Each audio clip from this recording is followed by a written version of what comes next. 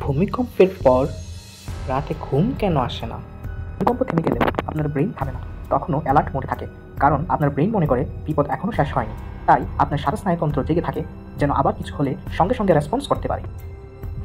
ভূমিকম্পের শক শরীরে stress hormone adrenaline আর cortisol হঠাৎ বাড়িয়ে দেয়। এরা আপনার শরীরকে ফাইট আর ফ্লাইট মোডে রাখে, ফলে হৃদস্পন্দন বাড়ে, শ্বাস দ্রুত হয় আর শরীর ঘুমের জন্য প্রস্তুত হতে পারে। ভূমিকম্পের পর বেশিরভাগ সময়ই আফটার শক হয়। মানুষ বারবার ভাবে আবার যদি হয়। এই অজানা ভয় ব্রেনকে আরও বেশি সতর্ক করে রাখে, ফলে আপনি বিছানায় গেলেও মন শান্ত হয় না।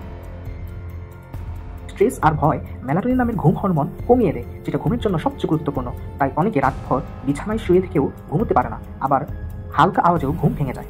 তাহলে আপনি কি করতে পারেন? ধীরে ধীরে গভীর শ্বাস নিন। এটা ব্রেনকে বলে বিপদ কেটে গেছে। ঘরের আলো কমিয়ে দিন, এতে মেলাটোনিন বাড়ে। ফোন স্ক্রিন থেকে দূরে থাকুন। স্ক্রিন লাইট ঘুম নষ্ট করে। যদি বেশি ভয় লাগে, পরিবারের কারোর সাথে কথা বলুন, এতে মানসিক চাপ কমে যাবে। হালকা গরম পানি দিয়ে মুখ ধুয়ে নিন, এতে নিউরন রিল্যাক্স হয়। ভূমিকম্পের পর অ্যালার্ট থাকা স্বাভাবিক। এটা দুর্বলতা নয়, এটা আমাদের শরীরের সেফটি সিস্টেম। সময় দিন, নিজেকে শান্ত রাখুন, নিরাপদ থাকুন, মানসিকভাবে শক্ত থাকুন।